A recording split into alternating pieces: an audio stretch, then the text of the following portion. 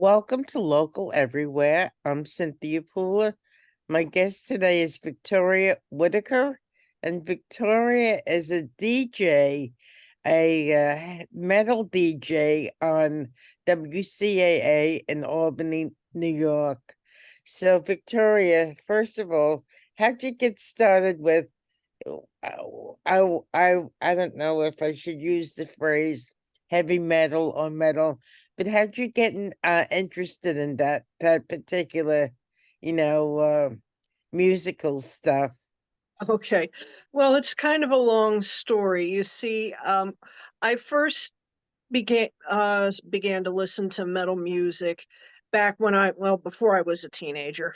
We're talking, okay, yeah, I know this dates me about 40 years ago. And of course, like so many teens back in the 80s, I loved metal music. And yeah, my particular favorites at the time were Judas Priest, Black Sabbath, Ozzy Osbourne, Iron Maiden, AC/DC, Aerosmith, that sort of thing. Now, I kind of drifted away from metal music when I was in college, and then I rediscovered it back, I would say maybe about 8 years ago, Mhm. only to find that after metal kind of collapsed into the whole grunge explosion of the early 90s, that it really didn't go away. It just sort of went underground and changed and evolved and adapted and, well, maybe a less kind word would be metastasized, but I found that in that time, when I was listening to metal as a teenager, your basic metal scenes were in the US and Great Britain. And there were a few bands from Germany, like Accept and the Scorpions, and maybe a few other places, but it was a predominantly English speaking phenomenon. Fast forward decades later, only to find that it is everywhere, being sung in about just every language out there. And as I was rediscovering this, I was involved with a nonprofit in the Catskills called the Matrim of Cybele Magna Mater.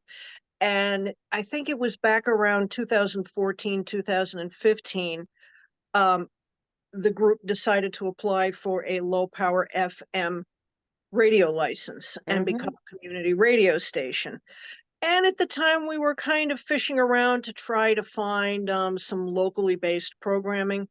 And I thought to myself, you know something? I've rediscovered metal. It's really, become completely amazing and wild. So I started up a show. I called it World of Metal, and later I just changed the name to Victoria's World of Metal because there just happens to be a publication out there called World of Metal that I wasn't aware of at the time. So I changed it to Victoria's World of Metal. Mhm. I started the show back in January of 2016, and I produced it for about 5.5 years until I left the organization, the Matron of Cybele. It went on about a year's hiatus. And then a friend of mine who produces for WIOX in Roxbury got me a slot there.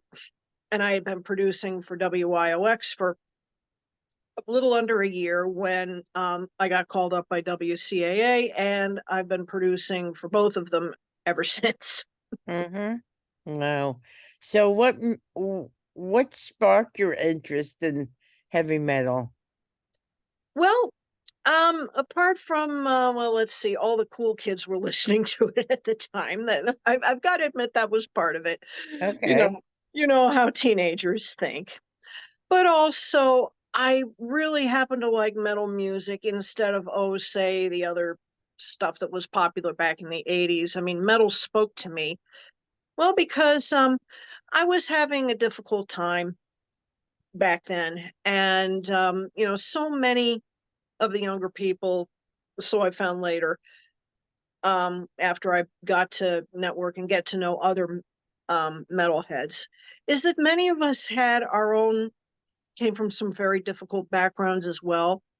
And metal music essentially helped to keep us sane, you know, because I mean, it's a very loud and a very angry kind of form of music. Mhm. Well, when you listen to it, um, Well, I mean, there's not really a quote unquote dance that's associated with it, except for things like head banging or moshing or what have you. But, when you get into the music, when you listen to it, you begin to you really, get swept up in it. And it essentially tells you that your feelings are okay, that your anger, that your sadness, that your stress, it's okay. And it allows you to feel it and experience it and process it. And then when the music's all done, you're at peace and you're happy and you're joyful. Mm-hmm. I mean, you might actually call it Zen like in that regard because it allows you to just experience the emotion, process it, let it go. So, you've been doing low power FM stations, community radio. Um, have you basically done this in the upstate New York area? Um, the show, well, I've been producing it from upstate, although well, except for when I had moved to WIOX, the show had been uploaded to Audioport. Mm-hmm. That's the Pacifica. That's the Pacifica database. If people aren't aware of that. And as it turns out, other community radio stations were picking it up. Ooh. Um, for a while, it was actually quite popular on Audioport. Um, I would say back at its peak, which happened just before COVID hit, I was being picked up by as many as 11 different other stations at a No time. kidding. Yeah, yeah. And Wow. it was even being picked up by KPFA and WBAI for a while. Really? Yeah. You were on WBAI?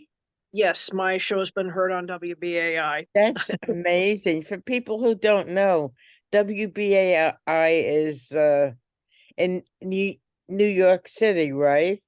Yeah, the flagship of the entire Pacifica network, along with KPFA. Oh, that's great. Yeah. So, when you when you do your shows, what do you have in mind? Like if you're gonna do a show, tape a show this afternoon, does it depend on your mood and what you want to hear, or how does that go? Well, there's a couple of different criteria that I tend to have. Um, I like to do subjects that are timely. Like, for example, the last 3 shows or so, were holiday related. You know, like a few weeks ago, just for an example. Okay, so the Western world has discovered this figure that was popular in German-speaking countries for centuries, the Krampus. Krampus is a Christmas demon who punishes naughty children, and he accompanies Santa Claus. He's like the dark side of Santa Claus. Well, Okay. ever since he has been discovered by the English-speaking world, let's just say the metal world has followed suit, and so I was able to fill up an entire 2-hour block with metal songs about the Krampus. So I played that just in time for the Krampus's traditional holiday, which is December the 5th, just the day before St. Nicholas Day, which is when the kids get their presents in the German speaking countries. But also, and of course, I will do things like I will play sets of Celtic metal in March for St. Patrick's Day. But Mm-hmm. also, I like to play metal songs from bands that come from a particular country. Like for example, if a country is in the news, I will put together a set of metal bands who come from that country, and okay, let's explore this country's metal scene. How do you And do that? mm, If there's a country making news, how do you find out what heavy metal bands there are there? Um, that's very interesting. Well, let's just say I couldn't do it without the internet. I right? couldn't do it without the internet. I mean, sometimes a Google search is enough, like say just for example, I want to do a show about metal bands from Paraguay. I will just key in the Google machine best metal bands from Paraguay. And I will often find articles from online journals about metal bands from Paraguay. Or there's another really invaluable resource called the Metal Archives, aka the Encyclopedia Metallum. And that is this big database where you on the search bar you can enter like band name, song title, album title, artist, or do the advanced search where you just plug in the country or the subgenre of metal and away you go. You will find a whole list of bands and giving you everything you need to know about them, like what albums they released, reviews of the albums, what the band lineups were, um, their lyrical themes and all that. And so if you're looking on the internet and you like a particular group, do you have to get their permission to play their music on your radio station? Actually, no. You see, the way that it works with radio stations is that they are enrolled in these royalty companies, ASCAP, BMI, CSAC, and basically any band out there that wants their stuff heard Mm. will have gotten enrolled in these companies as well. And essentially whenever a song plays, then they get their royalties through these companies. And actually they're extremely happy to be heard. And sometimes I will shoot them an email. I mean, especially if they're an up and coming band that isn't signed to a major label, and say, hi guys, I played your Victoria, I have this show, Victoria's World of Metal, here you go. And sometimes the bands approach me when they find out what I'm doing. Really? Yes, that was an Wow. interesting discovery that I've made, is that there really is a symbiotic relationship between bands and radio producers because the bands have material that they want put out there, and we producers need material for our shows. Right. So you've been doing community radio. Have you ever contacted for-profit radio stations and said, I'm Victoria and I do this. Would you be interested in doing a show, having my show on your station? Actually, no, although some of my friends seem to think that I am good enough to produce for a regular commercial radio station, quote unquote, Uh, good enough, which I don't know. In a way, that seems just a little bit insulting, because it's like, hey, are you saying that community radio producers who just do this for the love of it aren't professional and good? right. You know? But a lot of people don't know about community radio, No. right? Yeah, so I mean, we community radio stations, it's basically up to us to put ourselves out there and let people know, hey, we're here. You can hear us, either on your radio, on your local radio, or you can hear us streaming. Right. Streaming is good because when you do something on WCAA, it might be low power and it might be just in a certain part of Albany. But if Hmm. they have the streaming service.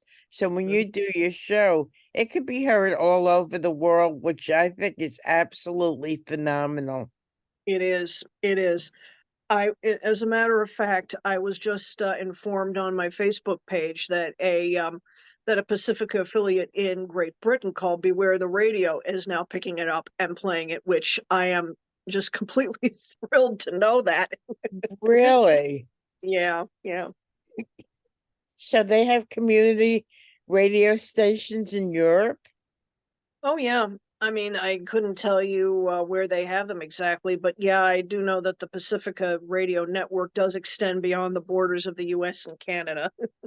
Wow, that's great. So, what what times are you on the radio? My show plays 8 8 p.m. to 10 p.m. on Wednesdays and Saturdays on WCAA LP, and it plays for 8 p.m. to 10 p.m. on alternate Thursdays on WIOX in Roxbury. Okay, and that all could be picked up uh streaming, correct? Oh yeah, absolutely. So, how would they how would somebody, let's say in California, how would they get to the streaming service to find your music? Well, basically, just go to the radio station's website. Let's see, what is it? WCAA 1073.org, Right. and click on stream now.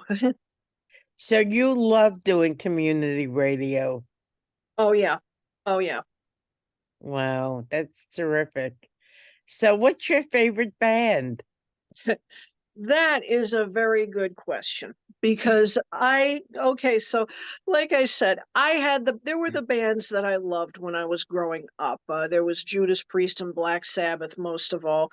Um, I've discovered some wonderful bands through my work as community radio. I mean, probably the band I like the most that's a current band. They're called Elder. They come from Boston. They're now located in Berlin, and recently they were touring, opening up for Tool. So um, yeah, they're an up and comer themselves. But yeah, I've found some other really wonderful bands I like there's this band that's from Taiwan called Sonic. At least that's their English name. They're called something else in their home country. And another one I really love is from Israel. They're called Melakesh. Uh-huh. Wow. That's great. That's absolutely fantastic. So, if somebody wants to get a hold of you and learn more about what you do and what your passion of music is, how can they reach you? Well, the best way to reach me regarding the show would be through my Facebook page. That's Victoria's World of Metal, and that's www.facebook.com/World of Metal WLPP. Okay, great. So, is there anything you'd like to add? Um, Basically, that metal music, it's every bit as valid. I mean, it may not be for everyone, but it is valid. It has made such a difference in the lives of those of us who love it. And it's something, it may not be your typical musical genre, but it's definitely worth a listen. And yeah, check it out. Absolutely. Thank you. So you've been listening to Victoria Whittaker. I'm Cynthia Pooler. This is Local Everywhere. And if you like this show, please subscribe to my YouTube channel. Victoria, thank you for coming on Local Everywhere. And thank you, everybody, for listening. Have a wonderful day. And I'd like to say in closing, I have a new website called digitalcynthia.com, and you can see all of my videos on there. Thank you. Have a good day. Bye. Bye bye.